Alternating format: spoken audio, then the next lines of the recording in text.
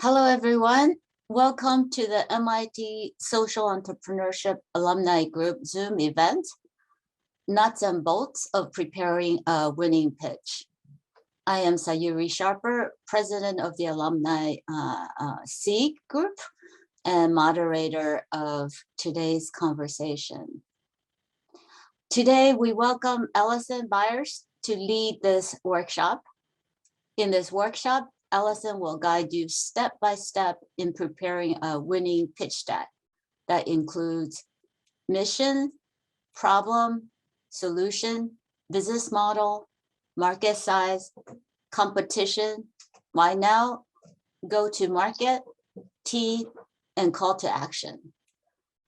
To make this workshop as interactive as we can, you're invited to use a Q&A button to enter your questions at any time during the workshop. Allison will pause throughout the workshop to take questions. I will read the questions that have been entered for Allison to answer. Allison will then move forward to the next part of the workshop. We expect to have 4 or 5 breaks, so please ask your questions as we go along. Before we get started, I'd like to say a few words about our alumni group.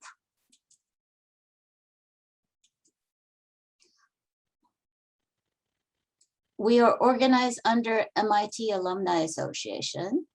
Our mission is to bring together MIT alum and like-minded people to co-create a better world through social entrepreneurship and impact investing. Terminology is important. What do we mean by social entrepreneurship? Any organization that is addressing unmet social need or environmental problem through a market-driven approach.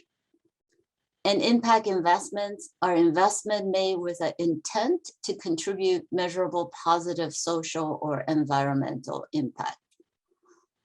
If any of you are not SEAG member yet, I'd like to invite you to join. You can be, it's open to the public and not just to the MIT alum, but those who are interested in social entrepreneurship or impact investment. In addition to webinars, we also host live pitch sessions, mentoring programs, and other networking events to connect our members to each other. As an extra bonus for attending this session today, if you join SEAG after today's workshop or are already a SEAG member, you're invited to request a one-to-one review of your revised pitch after you've gone through this workshop with me doing the review or other mentors on the SEAG platform. So the information will be up on the platform later today, and please join, and we would love to support you in your venture. So now let me introduce you to Allison. Allison is a founder and CEO of Scoobious, which is increasing diversity in the startup ecosystem by providing the education, tools, and community founders need to create investor-ready pitch material and a platform to help investors easily find those founders. Allison is an MBA with over 15 years of experience building and leading data-driven startups. She has done everything from management consulting to advising Google on marketing and strategy to co-running a medical device company where she raised nearly $10 million. Her model for building a clear and concise investor-ready pitch deck has been published in Business Insider, and she's a frequent pitching advisor, mentor, and speaker.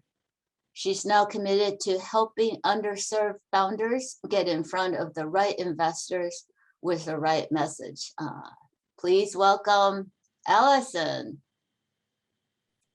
Thank you so much for having me. I'm excited to do this workshop today. So I'm going to jump right in, and I think There we go. Now I can share my screen. Let me get this pulled up here. All right, is this working? Sarah, if you can give me a thumbs up if you see the, all right, awesome. So yeah, thank you so much. We're gonna go through kind of a Cliff Notes version today in this hour of the workshop of what you put into your pitch in a really good narrative for clear and concise communication. And as noted, we'll take some breaks and pauses. I love interactivity in these workshops. I know it's a little tougher when there's a big group, but please utilize that Q&A and we'll get to as many as we can during those breaks and then at the end if there's time. So you already got a whole intro on me, which was awesome. This pretty much says the same thing, but that experience co-running the startup medical device company, which was actually a spin out from MIT, was the defining moment in my career of that fundraising experience. And as a woman fundraising, I firsthand had all the challenges that you hear about and read about, and I became very passionate about doing something in that space, and in particular in founder education of how do you communicate your story in a compelling way with the information that investors are looking to hear, because it's a very different way of putting together information and presenting than a lot of people are used to. And then on the personal side, I am a mom. I'm a vocal proponent of moms and entrepreneurship. We make awesome founders, and I hope there are some moms here today in the workshop. Just a quick note on what we do at Scoobious. As mentioned, we're very focused on the founder education, pitch education. We know how daunting it is. We know how hard it is. We're here to hold hands and take that pain away and make it fun to put it together. So we have a web app that has a lot of micro learning and lessons that are asynchronously available on your time. And we pair that with personalized feedback to you, really deep personal feedback on your own pitch. And as a thank you for taking time to be here today, if you go to that website there at the bottom or scan that little QR code, you can get a discount if you're interested in our program, or if you have questions, I'm always available to talk to founders. Okay. So we're going to dig in. I always start by just letting everyone know that, yes, you should get help. It is hard to build your pitch and tell your story when you're so deep in what you're doing, but don't outsource it. You need to do the work. You have to own your pitch. No matter whether you use our framework or a different framework, there's a lot out there. It is not one size fits all. Regardless of what you use, you're the one presenting. And you have to be so confident and own that material and be ready to answer any questions and be ready to flip your slides to the ones that matter during Q&A. It doesn't work to outsource it. So take the time, set it aside. If you're serious about fundraising, be serious about putting your pitch together, because that's your tool for doing the fundraising. So there really isn't a shortcut there, as much as people would like there to be one. And this is an overview here of the framework that we use. We did a lot of research putting this together. This is the one that was published and vetted by investors. It's just a really good narrative and way to step through your story. But again, it's not one size fits all. And you'll need to figure out the right story for you. We're here to help with that, or there are lots of other services and places you can go as well. But this tends to be a good structure, and this is what we're going to walk through today. There are different versions of your pitch. This is all kind of a preamble before we get into the meat of things, but there are common questions that we get. So you will have different versions. We're going to focus today on your first version of your pitch, which is usually around 5 minutes, and it contains those core building block 10 sections. Always have your goal in mind when you're deciding what slides to include or how long the pitch should be. The goal of your first pitch is get a first meeting. The goal isn't get a check when you're doing a first pitch. So you don't need to have everything in this deck. You need to have what's required to get someone intrigued enough that you're worth another meeting. Then when you do get that other meeting, have a longer pitch. You'll have more material in there. And your goal is now get a second meeting. right? Fundraising is not a one pitch, get a check exercise. So that's why there's gradations of your pitch. And as you're building it out, you're going to create a whole lot of slides. Don't delete them, just move them down to an appendix. You can have 100 slides in that appendix, but when you get those live meetings and you have Q&A, it's so nice to have a slide that addresses a question. So don't delete them if you get frustrated with them or you change your story. Just move them down into a hidden appendix because they might be useful later on. Another tricky area for founders is feedback. And what do I do with feedback? It's very frustrating because there is no right way to pitch. There is no authority on how you pitch or what framework you use. And you're pitching to individuals, to investors who often have pretty strong opinions based on their own experience about what they think should go into a pitch. So you will often get diametrically opposed feedback on what you should be doing in your pitch. My best advice, take everything in, let it settle, think about what makes sense for you, and notice trends if you're getting the same feedback over and over. If something is an outlier piece of feedback, it's your pitch. You own it. You decide. Those people aren't running your company. You decide what feels right for you to go in there and then make changes. But you'll drive yourself crazy if you leave every investor meeting and immediately go change everything according to what that person said, because you'll pitch again and someone will tell you something different and you'll say, but I have that in my other deck. And it's just a very vicious loop. So take the time you need to really consider what feedback you do want to include. Finally, in this kind of intro, throughout your deck, just state what it is. Say what you do in very simple terms. Break the language down. So I put some examples here. All the examples that I use in this workshop are from real companies, real founders who've gone through our program. You can see here on the bottom are their title slides that they started their process with. And then on the top are where they landed. So if you look at the bottom, I tend to see this a lot, kind of big statements, you know, a little bit more of a marketing language, but they don't actually say what you do, right? And if you're looking at True Wine, what if someone doesn't know Duolingo? Then it means nothing. Don't assume that somebody knows what you mean when you make that kind of comparison. If you read what they came up with, fun, accessible wine education for the next generation of wine lovers, pretty easy to get what that is. It's a much better tagline. So don't go for the marketing talk.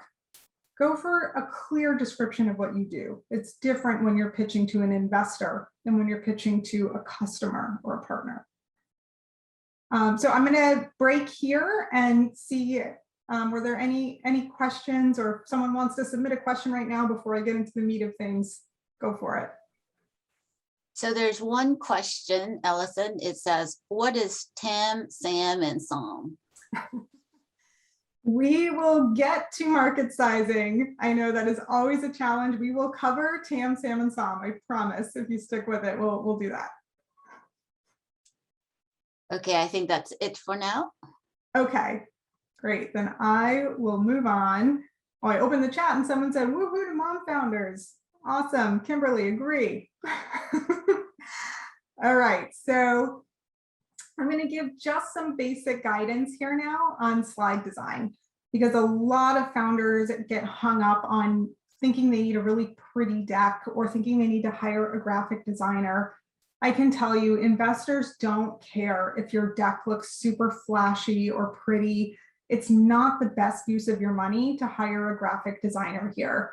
There are so many services that you can use, just software that has come out that helps you out. I've got a whole bunch of resources I can list for this, but it's more important to make sure that you're displaying information in a way that someone can easily take it in, that they can glance at your slide and understand what you're saying.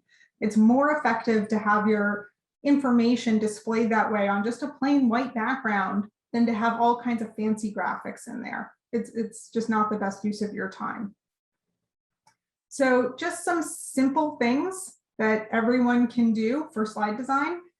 Use simple language. You're going to hear me say this many times. It's a common theme.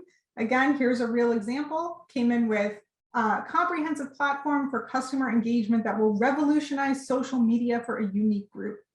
What is that? What does that company do? I can't tell from that description, even though they thought they needed to use these big words and buzzwords and communicate excitement.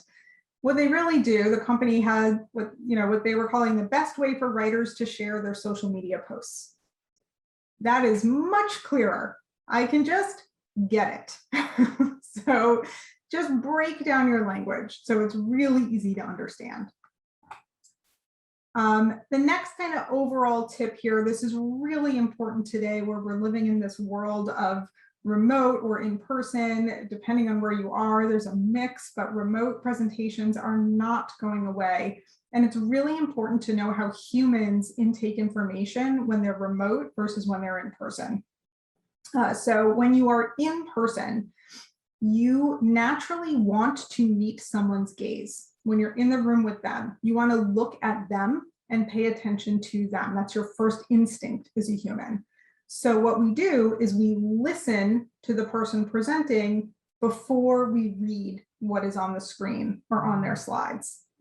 We as humans cannot both listen to words and read words simultaneously. Think about the last time you were reading a book and someone started talking to you, you had to pick, or do I ask this person to be quiet because I'm reading, or do I keep reading and I don't really understand what they're saying? It's the same way when you're presenting. So if you're in person, know that if you have a bunch of stuff up on your slide, someone's going to listen to you first. Take advantage of that. Have them listen to you and the slides supplement what you're saying. When we're remote, we don't feel that human-to-human pressure to meet someone's gaze. Because the way I'm making eye contact with you now is by staring directly into my camera. You feel my gaze. I can't see you, and we don't have that in-person feeling that we need to meet that gaze. So what we tend to do is read first and listen second. So if you have a ton of stuff on that slide and charts and small font, I'm not hearing what you're saying because I'm staring at my screen trying to figure out what's on there, and then I'll listen to you. And often what happens is you've said everything you want to say and you're moving on, and the person realizes they never actually got to hear it because they were trying to figure out what was on your slide.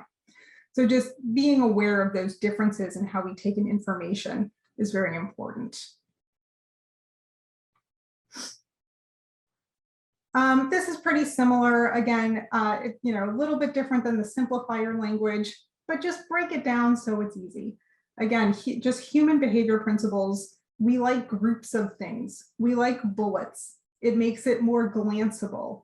It takes us a much longer time to read a paragraph than it does to get the same information in a tight bullet list. So do that whenever you can. This one seems simple, like everyone would do this, but I see it so much. Use high contrast colors. If you have a lot of colors in your presentation, don't put a similar shade of text on a darker shade of the same color. It's very hard to read, particularly when you're remote. Just make sure that your text is easy to read. This is a big one. I talk about this all the time, the power of header statements. So often, and I bet a lot of you have your slides labeled with things like problem, solution, go to market, and you just have a big chunk of text at the top of your slide that says those section labels. Don't do that. It's a waste of slide real estate. Every slide should have one major statement. I call it the so what statement. If someone remembered one thing from that slide, what do you want it to be? Write it. Write it at the top. Make it easy. The investor's not going to put the work in to try and get out of it what you want them to. Just tell them. And a good way to test out if you have effective header statements is to copy and paste them all into a paragraph. It's not going to read like you wrote a paragraph, but it should kind of make sense. They should lead into each other like you're walking someone through your presentation. And quite honestly, a lot of investors, when they're looking through a deck, they only spend 3 minutes or less doing it for the most part, or scrolling through your PDF. They'll read those header statements and they'll go, okay, got it. Look at what the supporting stuff is on your slide, move on quickly. It makes it easy for them. And that's a great thing to do to make it easy for them to understand what you're saying. So put that statement up there at the top. Last slide in this section, then we get into the core building blocks. Again, this is just an example of what about that so what? What does this look like? So here's a before, slide is the same, right? But at the top of the one on the left, it's labeled our solution. I have to kind of infer, I have to look at this and say, what is the point of this slide? There's nothing else, no other text telling me, versus just putting it in there, right? Our solution is an offline acquisition platform where consumers pay for services with their engagement. I get it. That's not the first sentence that would have popped into my head when just looking at the slide. So they can be really effective in communicating. Okay, so next we're going to get into the building blocks, but I do see there's a little bubble in the Q&A. Are there any questions that we should get to now? Let me read them to you, Allison. This is a quick question from Cahill. Oh, I guess this one I can answer is whether or not the presentation will be available. So the answer is yes, it will be recorded and we will make that available to you. Moana from MIT will write up the answer to this question. The next question is from Peter. What if I am pitching to people who want to see the figures in the first meeting? I spoke with a bank and what they asked for was financial benefit they will be getting. So, I mean, Peter, that sounds like a more specific type of pitch. In general, I'm kind of framing this presentation toward a pre-seed or a seed stage raise. If you are pitching for a loan or something where those financial metrics are more important or weigh into that specific pitching situation, then you should include what that other party is looking for. In general, and I'll get to this actually a little bit later in the deck, but if you're kind of at that first 5-minute pitch, your goal is to get a meeting with an investor, again, at this early stage, I actually don't recommend having the financials in there in that initial pitch, because it's not, in my opinion, and in a lot of investors' opinions, required to get that first meeting. It's not the core of what your business is. But again, if you're pitching for a loan that is dependent on financial metrics, then that's something that you should look into ahead of time and include them if they need to be in there. Okay, the next question is from Jason. Are you suggesting a different pitch deck for remote versus in-person presentations? Not necessarily a different presentation, and I actually think you can use the same deck for either one, but it's being aware of how people are taking that information in, just how our brains work, where if you're in person, someone's going to want to listen to you, they're going to want to look at you because you are looking at them. So take advantage of that, knowing they're going to hear you first. And when you're remote, just know that people are going to be trying to read whatever's on that slide before they hear the words you're saying. So if you do have a dense slide, say something very similar to what is on the slide. Don't give them new information that's not on the slide because they might not hear it. Okay, this is last question for this section. It's from Susan. She writes, great recommendations. I find your slides have more words than I recommend. Can you talk to how many words or bullets per slide? And also, do you agree with the 1 minute per slide flow? Yeah, so those are two good questions. There's no hard and fast rule about how many words to have on a slide. I try to have my decks be a little bit of a hybrid, knowing that, you're going to send the deck you presented to the people that you presented to most of the time, and I would recommend doing that. You never know where they're going to send that deck onto. So if you don't have the words that describe what someone should take away from that slide, whoever they're sending it to also won't have that context. So there's a happy kind of medium there. And having a concise, direct sentence is better than having a whole bunch of bullets that are one word each that are ambiguous. So it's okay to have more words if our brains can take it in really quickly and understand what we're saying and then move on. So I think it's less about a number of words rule and more about how well are those words communicating what you want your point to be. And in terms of 1 minute per slide, it really depends. You want to build toward the total time allotted to you. You might have some slides where you speed through really fast. You might have some slides where you want to stop and take a lot of time. That's particular to your own presentation. So I wouldn't try to force fit a 1 minute per slide, but think about the entirety of the presentation and which slides play different roles.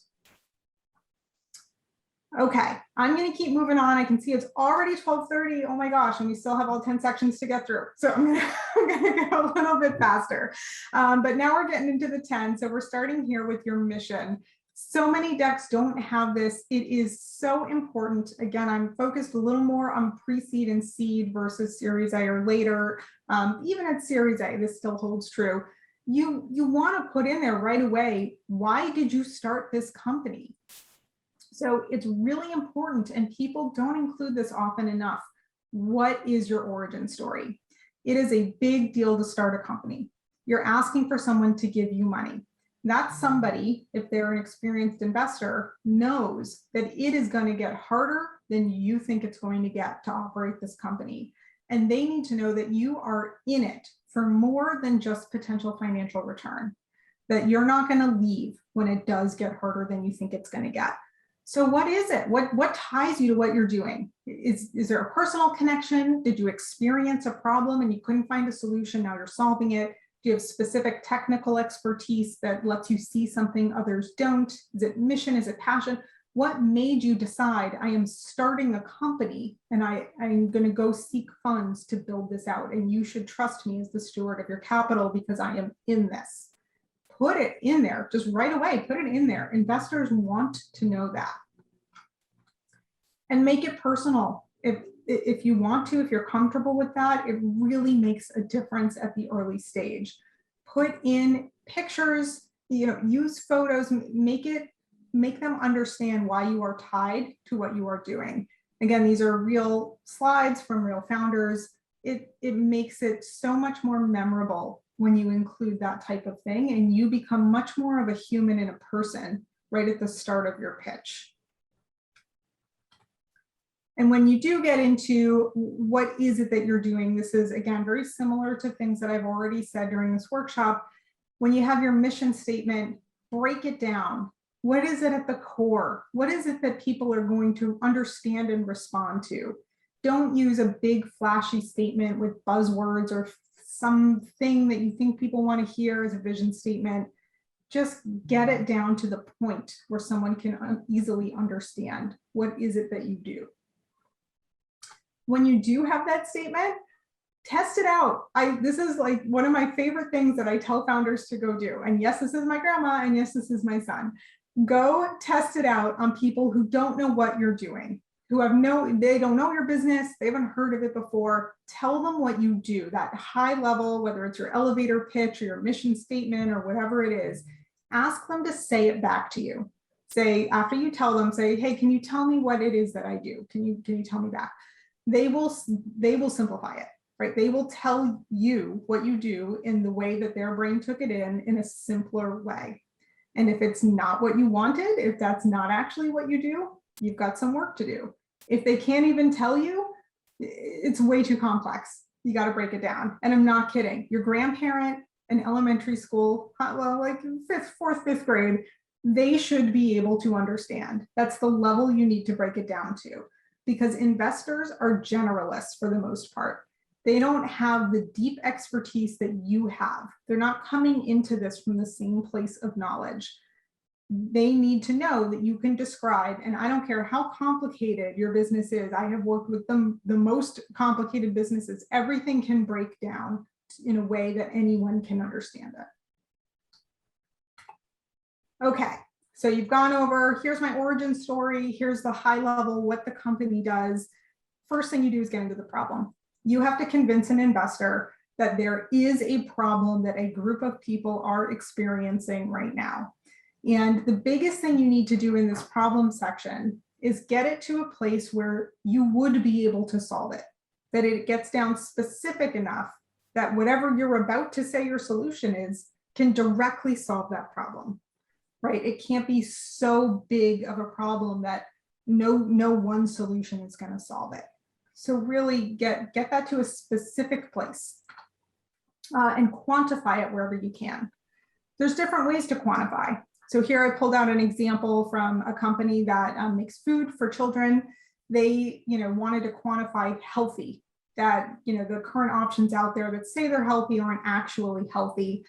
It's much different to say that than to look at the nutritional values, because you can't argue with it. And yeah, well, they don't have nutrition, right?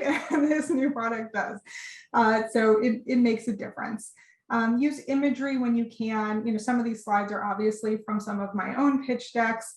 It makes a difference to visualize when I talk about the funding gap, what that gap is in dollars and cents for different demographics of people. It's different than just saying it when you have numbers there. And then again, these short impactful statements, this first slide, it has that label problem and there's a stat in there and there's a quote and a generic graphic that isn't really doing much. It's hard to know what the point of that problem slide is. And this is your most important section, right? This is the top of your presentation.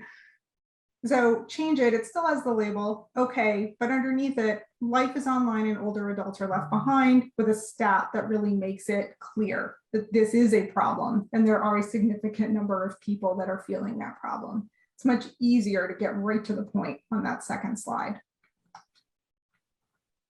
And I'm cruising through, I'll stop at the end of the solution section, I want to make sure that we have time to get to everything. But by the time you finish that problem section, and it can be usually between 1 and 3 slides for your initial presentation, it doesn't all have to fit on one slide. So you can start with a high level problem and then get down into something you can actually solve. Your next problem is section is how you solve it, right? So here's my solution to that problem I just defined. So make sure they're very tightly linked and you can see that connection. One big no-no is acronyms. I keep this in here, acronyms and like big charts or, something like there's a model that has all these words. So with acronyms, you never know what it means in a different context. Even ones where you're like, everyone knows CRO is conversion rate optimization. Well, I come from Med Device. That was my last company. It's a contract research organization. Everyone knows that. What's MD? Is it a doctor or is it a managing director? Because you're talking to investors.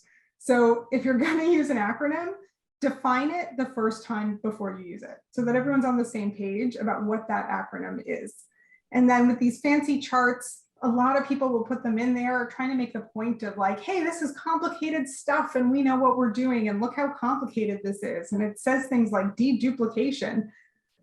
Don't. No one's going to understand. It's not impressive to say, I have something so complicated that I can't explain it to you without showing you this complicated chart you won't understand. Break it down, get the chart out of there and just describe what it is you do or make your own graphic that very simply describes the process. And include actual screenshots. I can't tell you the number of decks I get where the solution section doesn't show what it is, or pictures if it's a physical good or food or hardware. Show somebody what it is that you're doing, that the solution is, even if it's just mock-ups and you don't have anything in hand yet, fine, include it. That helps me so much understand what you're doing. I put 2 examples here where these are mock-ups, right? But it clearly shows the utility of what you're building and how it solves the problem that you were talking about. And it can be really effective to just pick one use case or one customer journey and walk through that with the pictures of your solution as a way of describing that utility of how you're solving the problem. Okay, so I'm going to pause really briefly. I see a couple questions. Oh, we still have the Tam, Sam, and Sam. Sorry, so I just kind of opened it up. So oh, that's okay. No, I think that question you had, and I think this question is also from Sandra and probably addresses a previous section.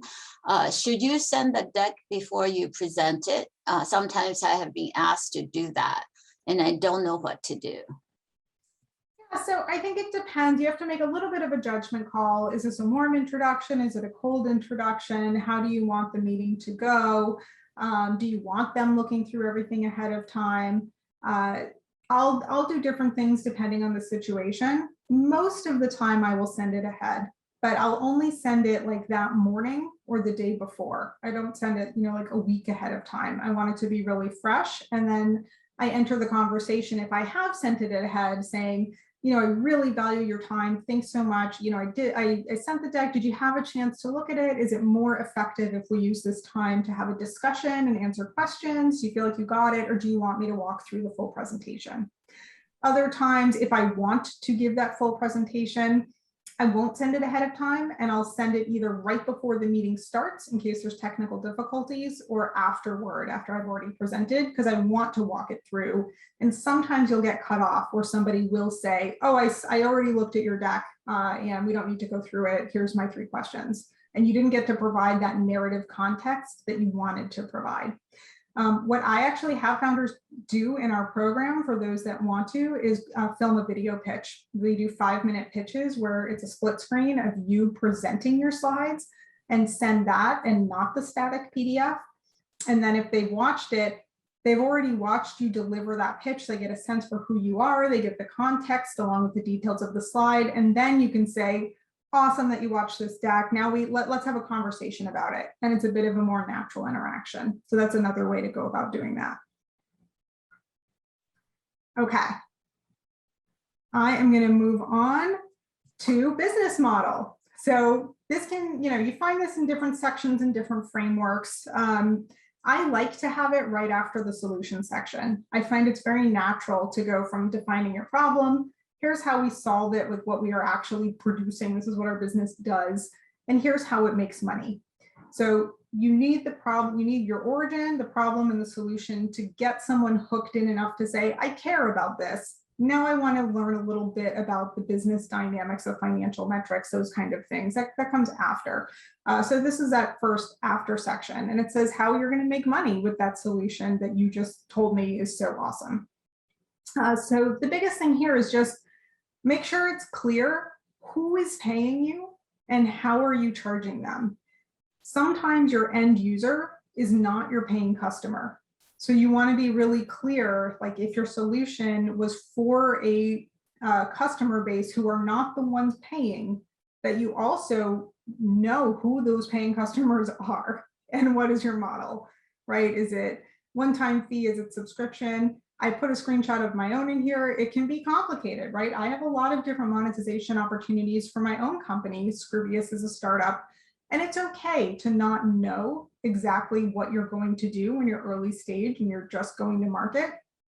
It's okay, but you should show your thinking, how you're thinking about monetization opportunities, and just get it out there in a way that's easy for someone to understand how you plan to make money on what you're selling, because this is an investment. And they are expecting a return at the end of it. So they need to understand what your business model is or what you anticipate it to be.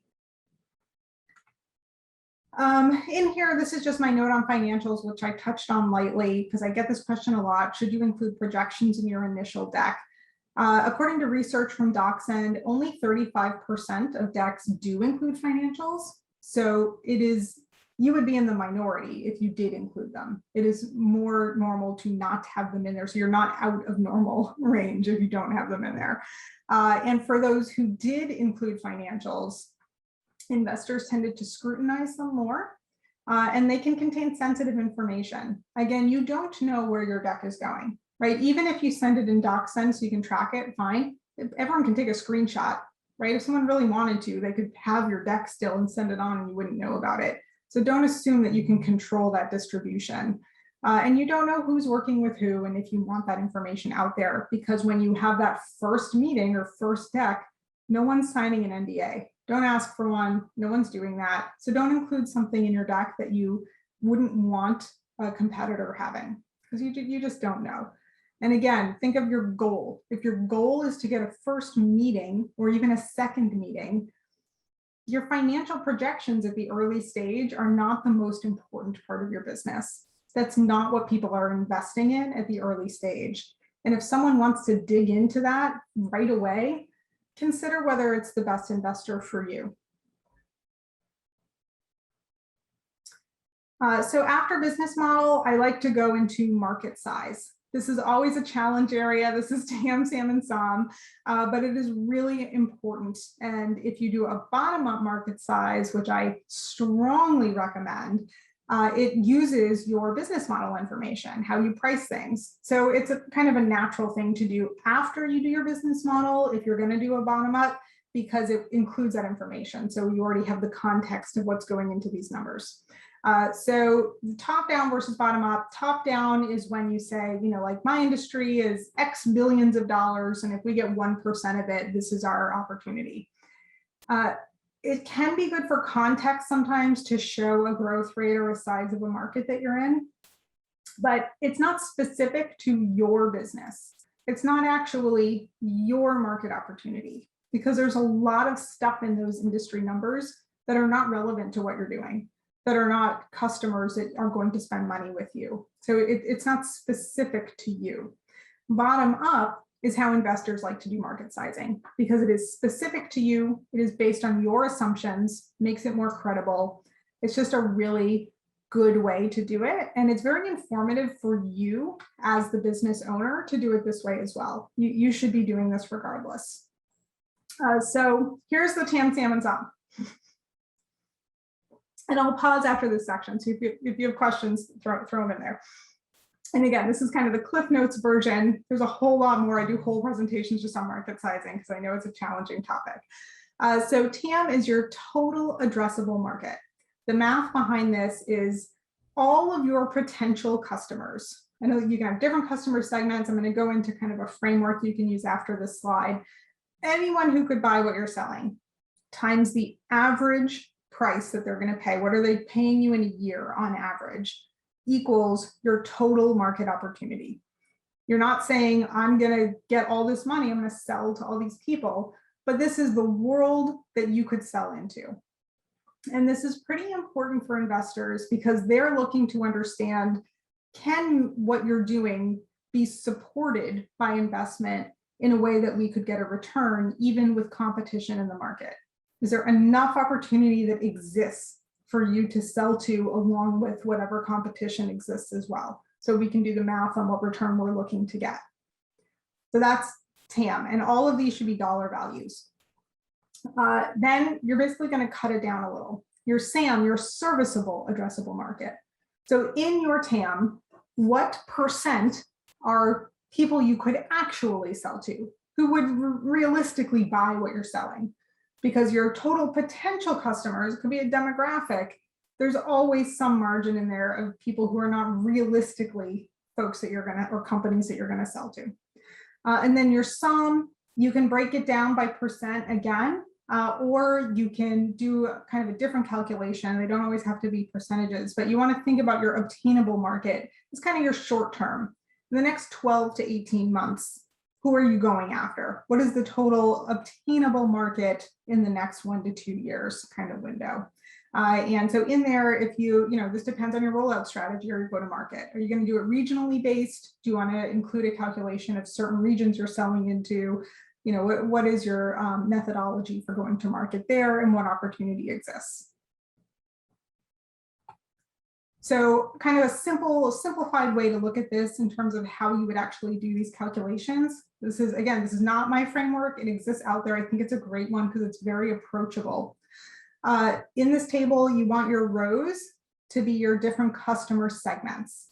This can be based on, here in this example, it's a fictional B2B SaaS company, and I'm saying, okay, our customer segments are small, medium, and large companies. It could be different groups of people. It could be a mix of companies and people, depending on your own business model and who your target markets are. Doesn't really matter as long as they're mutually exclusive. So you're not double counting customer segments. Then you're going to do some research and you're going to say, how many of those customers exist in each segment? And you want to look at your vision for the company, not just right now, but if you had your product in the place that you wanted, your big vision, this is what you want to look for in terms of the numbers of customers. Then you're going to say, okay, for each segment, what is my anticipated annual revenue? and then you multiply them, and that's your TAM. So it's really approachable to do it this way. It doesn't have to be a scary endeavor to do your bottom-up market sizing. And then you can cut it down. You can say, this is a percent that I think is serviceable for each of these segments. There's your US SAM, and then obtainable. You can either do, again, another percentage, or you can do kind of its own little bottom-up exercise if you have a different way that you're going about approaching your market in the short term. And this gives you a great overview of not only your TAM, SAM, and SUM, but your different customer segments. Do you have one segment that is dominating the opportunity? Do you have a good mix? Are they all kind of equal? This can inform your go-to-market as well. So it's a good exercise to do, if only for yourself. And some good sources for data. You know, I can also, I'm happy to follow up the webinar with some of these, but you can always use government sites, right? BLS.gov for company information, census for population and demographics. One that I love using are industry incumbents. They release investor presentations and calls where they have paid people to do really good research. You can use it, right? Like, as long as you're getting information from a credible source, utilize what other people have paid for that's publicly available. That's fine. It doesn't have to be a government site or a trade association or something. So go look up your industry incumbent investor presentations. It's a great source of data. Okay. I'm so wary of time. We're already at 12:47 and there's still a few sections. So Yuri, I'm wondering, should I just keep going through? Usually I pause after that, but maybe I'll keep going. Yeah, let's keep going and then we'll build up the questions. Okay, great. And I'm available if people want to follow up after too. I know a lot of this stuff can be confusing and we're going a little quick. But competition, here you're really showing that you understand where you fit in the landscape and what that choice set is for your target consumer or target market. So there's a lot of people who talk about the 2x2 framework, right? Where you're always up and to the right. That's one way to do it. I can tell you in my research, investors are not wanting that type of information display because people are always up and to the right. And it really depends on how you label your axes. It's just so specific to that. And then they have to take time to understand, how did you label your axes and why are you up and to the right? And it's not the best way to communicate specific information, in my opinion. So I recommend this table where you have your rows are your value add to your customer. What is the benefit that you are providing to them?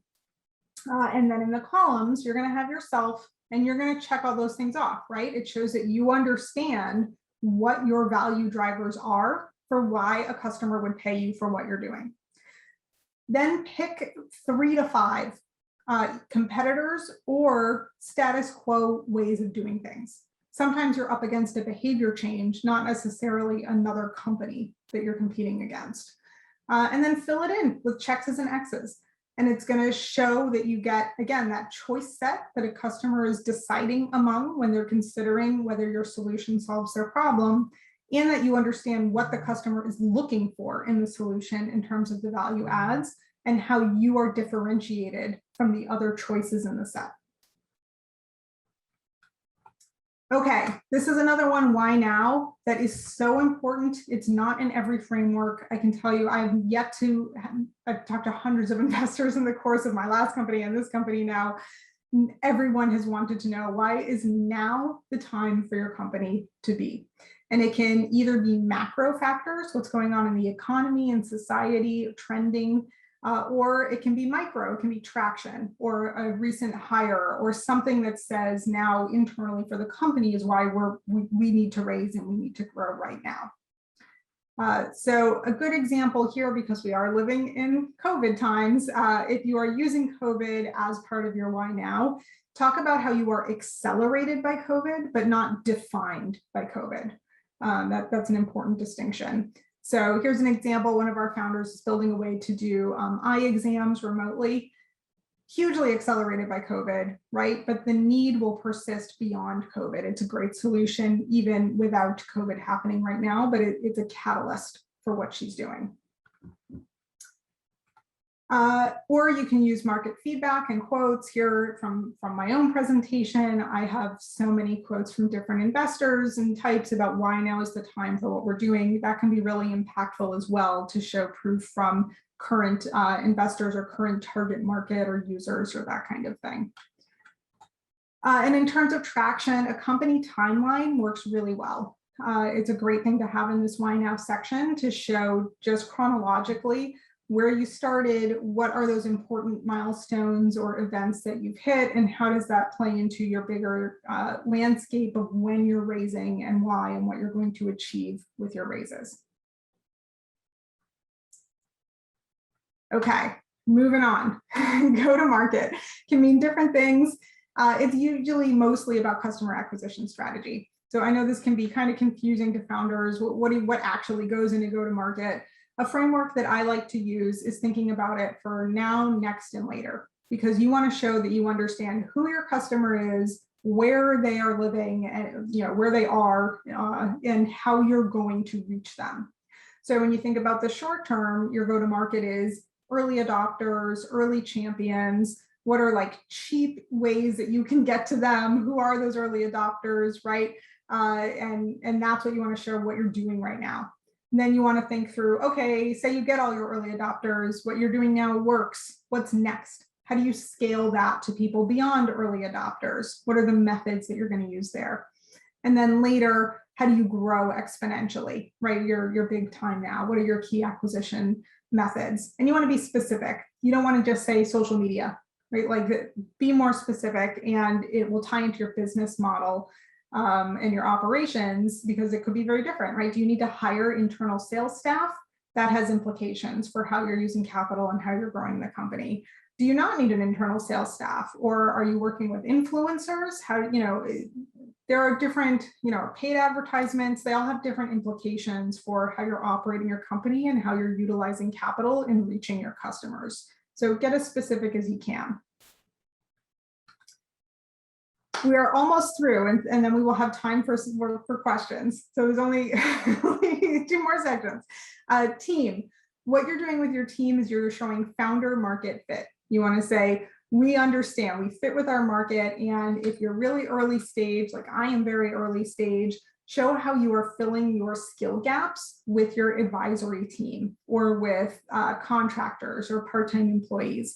That's what you want to show, that even if you haven't been able to hire the full team that makes it possible to fulfill your vision, at the early stage, you've managed to bring people in who are actively filling those roles, and that you understand where your skill gaps are and who is there to help you.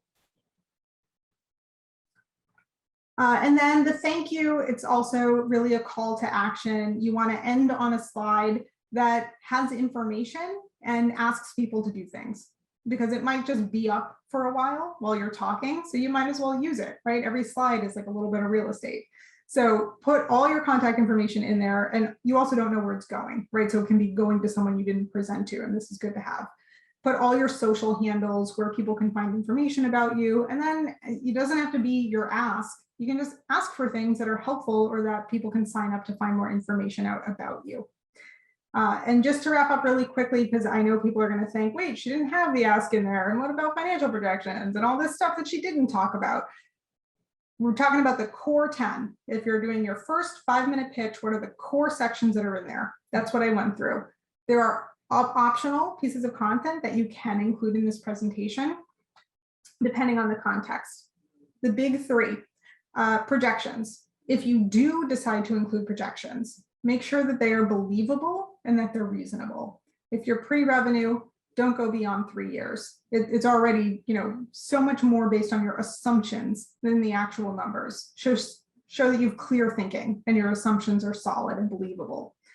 And then also talk about what needs to happen to achieve that growth that you're projecting, because people will, right? Investors will scrutinize your projections if you make them available to them.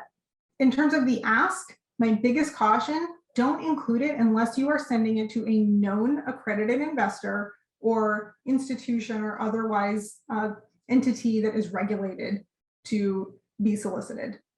If you just post it on a public format, that is general solicitation. That's why I don't have the ask in that core 10 section, because you don't know where it's going, and you can get in big trouble, and your investors can get in big trouble later if you have been shown to solicit the general public for investment in your company. So just be really careful with that slide. When you do include it, include your milestones. What does the money achieve? What do you do with that money? It's not just how you're spending it, but what milestones do you achieve, and where does it position you at the end of that raise? Are you ready for your next raise that's going to be bigger? Are you profitable and you're going to keep operating based on revenue? Are you looking for an exit event? Where are you positioned at the end of the raise in addition to the milestones? And then the last one is exit strategy. I don't recommend having exit strategy in your initial deck, especially if you're pre-seed or seed stage. I mean, you just don't know. You don't know where your company's going. It's almost not appropriate to be thinking about exit strategy so early on in your company when you're going to pivot and so many things are going to happen. If it's important to your audience, you should know that. Or if it is hyper relevant to your industry, like say you would make strategic decisions for your company based on being acquired later on, maybe that's more relevant to some biotech or kind of pharma companies. But if it's not in that category, it's just too early to think about it, quite honestly. Okay, I've gone through everything, so let's use the remaining 5 minutes or so that we have for questions. Okay, so I'll read them to you. In a situation where you are still early enough that there are many possible unproven business models, is it better to focus on one or split focus between many?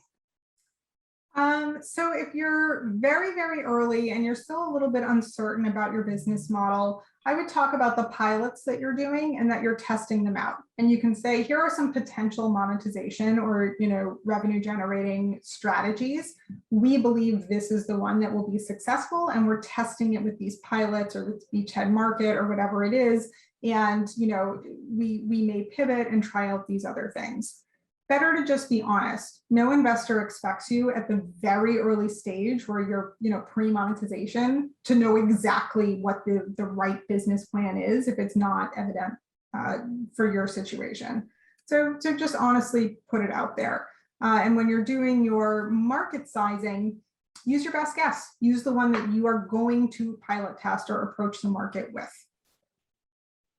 Okay, the next question is from Ed. Apart from competition, slide, and solution, where do you really define how you stand out and differentiate from competition?